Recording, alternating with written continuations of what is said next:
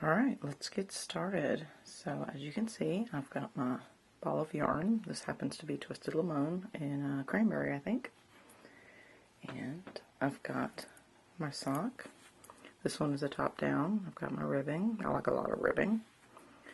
And I've got maybe 7 or 8 inches. And I've gotten to the point where I'm about halfway through a pink stripe, even though it really doesn't look that way. So you can see I've got about 3 rows of this pink. So this is where I want to put in my Afterthought heel. That way I can come back with the pink and pick everything up later. So what you need is about 1/2 yard of a contrasting color of yarn. This is some Malibu sock I used to knit a shawl, and I had plenty of it left. So you want it to be silky smooth and at least the thickness of your sock, if not a little bit thinner. You want it to be really smooth and easy to pull out later. So when you're ready to put in the Afterthought heel, this is what you do. So this is the beginning of my round right here. And instead of taking the working yarn and continuing to knit across, I'm going to take my waste yarn. And I'm going to knit across. So I've got it tensioned a little bit with my left hand here. And I'm just going to begin knitting across the row with the waste yarn. The first stitch will be a little loose. You can tighten that up later. So you're just going to knit all the way across half the width of your sock, which is really easy if you're magic looping or on DPNs, because you just go across half the sock. And you can actually adjust this if you like. Some people like doing 60% heels, or some people prefer doing less than 50%. It's all up to you. So you're just going to continue knitting across. So that's 1/4 of across the sock. Now I need to knit across the other 1/4 for an even half.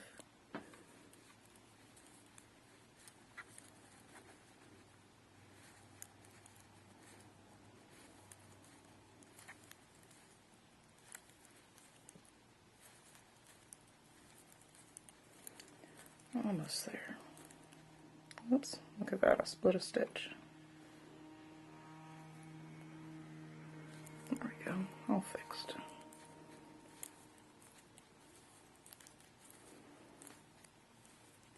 So, once we get to the end, I'll show you guys what this looks like. Alright, last stitch. So now you can see after the pink, you've got a row of your contrasting color, and you do want to make sure to use a very contrasting color. So I've got this green mixed in with pink and purple. So now if you're magic looping, what you'll have to do is you'll have to move all the stitches that you just knit with this waste yarn back onto the left hand needle. But because I'm using DPNs, I don't have to do that. So now what you want to do is go back to where you began with the contrasting color here. I like to hold it back here with my left hand because I'm a thrower. And then you just knit across with the yarn that you were using. So you've added 1 row of these contrasting stitches, and now you're just going to continue on knitting like that never happened.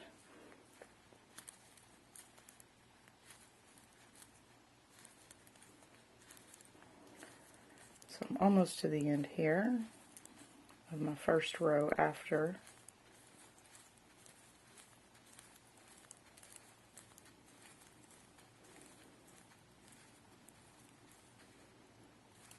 And at this point, if your ending and beginning stitches are a little loose, you can go ahead and tighten them. You can do that later too. So you can see I've got my contrasting row, and then I've got my regular row, and then all you do now is you just keep on knitting around and around and around. This is where your heel is going to go. So you can see I've got my line of contrasting yarn, and they're ready to be taken out later. Okay, I wanted to show you guys what this looks like after a couple of rows. I've knit a few extra rows. Now you can see in the middle of my pink stripe, I've got my green Malibu as my contrasting color. And now all you're going to do is you're going to knit all the way down through, or all the way up, depending on if you're doing toe up or top down. Because I'm going to do top down on this specific sock, I'm going to just keep on knitting. And this heel, you need to account for if you're going to do your measurements so that you know when to decrease for the toe. I use about a 2.5 inch heel. It's your personal preference how large you like your heel. Some people do 2 inches, some people do 3. I like it right in the middle at about 2.5. So when you're doing measurements, account for about 2.5 inches for your heel, and then just continue to knit on it until you're finished. And then you ignore this completely until you're totally done with your sock. And then we'll come back and show you how to pick up all the stitches and do the heel. Alright, welcome back. So the last time that we talked, I had just put in my waist yarn for my Afterthought heel. This is right here. It's in the middle of a pink stripe. And I finished the first sock, so I'm going to go ahead and show you how to pick up the heel. So I've got my ribbing at the top, got my leg, and I'm zoomed in pretty hard, so I can't really show you the whole sock. And then I've got my waist yarn for the heel, the foot of the sock, and then the toe. Now when you're doing measurements to kind of guess where you need to start decreasing for the toe, I like to leave about 2.5 inches for the heel, sometimes 3 depending on the gauge that I'm getting. And then for the toe, I like to get about 2 inches. I don't like to decrease it down to 4 stitches. I like 8 or 10 here. It's all personal preference, so you just want to keep your personal preference in mind. So now that I've got the first one done, we're going to go ahead and we're going to pick up the stitches here around the waist yarn. So here you can see the waist yarn and the stitches that are above and below the waist yarn. What we're going to do is we're going to pick up the right leg of each stitch along the bottom, and then we're going to flip it around and do the same thing on the other side. So for picking up an Afterthought heel, I personally like to use magic loop for it. It's easier, in my opinion, to keep everything in one spot when you're already kind of fiddling with pulling stitches out. So that's what I'm going to use. And these are just my Knit Picks fixed circulars. So here you can see the waist yarn. So what we're going to do, you can reach in here and pull it tight if you want, since that stitch looks a little loose. Here, let me go ahead and do that. So we're going to pull both ends tight so we can see really well where everything is at. Oh, I pulled it too tight.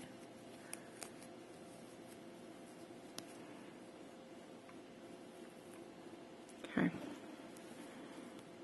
So I did pull this one a little bit tight, but what you can do is you reach under there, you get that right leg. So we're going to do it again.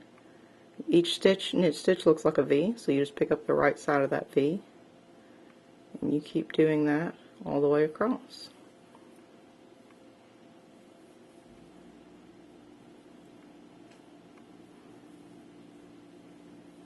Okay, now you can see that I've got the first bottom side of my Afterthought heel stitches picked up. You can see all the little stitches on the loop of the cable of the yarn, and you can just see underneath every waist yarn stitch there is the right leg of a knit stitch. So now what I do is I turn it around and I do the same thing on the other side. So you just flip it upside down, and this is why I prefer magic loop for picking up stitches. You just pull it through, and you've got all this extra cable, and now you can do the other side. So now what you want to do is you want to pick up the right leg of each one of these stitches.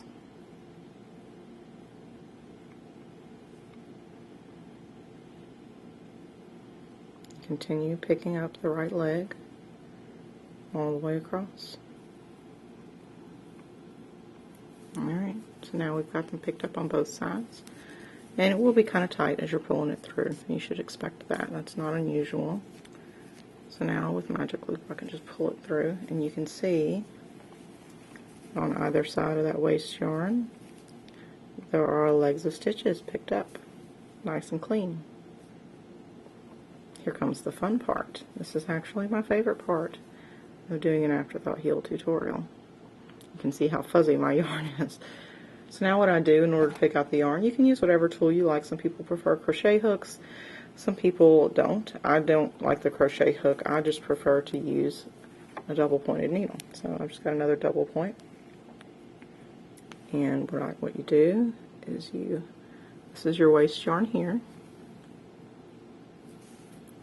It's always good to use a different color. It makes life so much easier. You just put your needle in, pull it through. Same thing. Just put it in there and pull it through. It's best to use a really slippery yarn. It makes this come out a lot more easily when I'm doing it. This is what I happened to have on hand when it was time to put in the heel.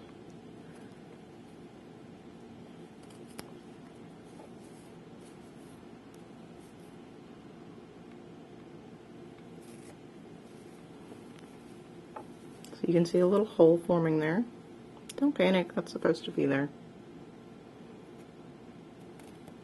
So you just pull it through. It goes a lot faster when you're not trying to film it.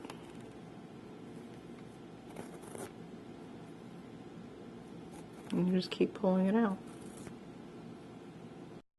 Alright, so now that you've picked out all your stitches, you should have the same number on each needle, and you're going to have a big hole. This is going to be the cuff, the leg, this is where your heel's going to go, and your foot and the toe. So now what we're going to do, we've got all our stitches nice and live and on the needles, so we're going to go ahead and just start knitting. Now I've got my ball of yarn, and conveniently I've got the matching color ready to go.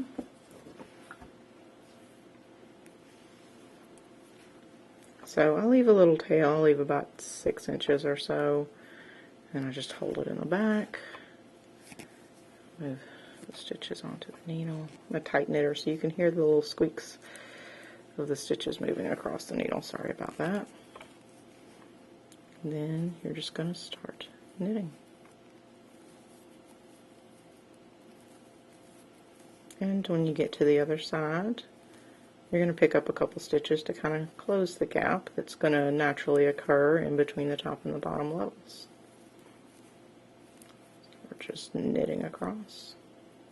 Okay, now that we're getting close to the end, I'll go ahead and knit these last 2 stitches. And then there's a little bit of a gap here in between the stitches on my working needle and the stitches here. So what we're going to do to remedy that is we're just going to pick up a couple, however many you like. I normally do 2 or 3 because you're just going to decrease them and get rid of them anyway. So you're just going to pick up a stitch through the edge, however you like. I just kind of make it up as I go. And pick up another one just for good measure.